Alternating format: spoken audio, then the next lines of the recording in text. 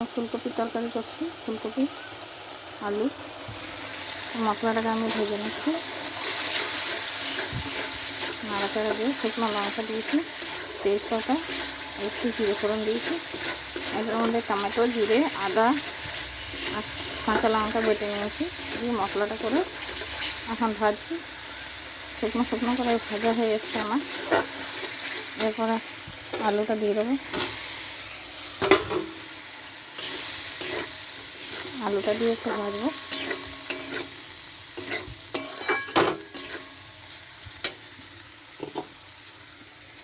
আর এই ফুলকপিটা রেখেছি আমি তেলে নেড়ে একটুখানি। ফুলকপিটা দিলাম, কিছু নাড়াচাড়া করে এর মধ্যে জল দিয়ে দেবো। আপনাদের আমার ফুলকপির রেসিপি কেমন লাগলো বলবেন, আপনারাও রান্না করে খাবেন। Bye bye.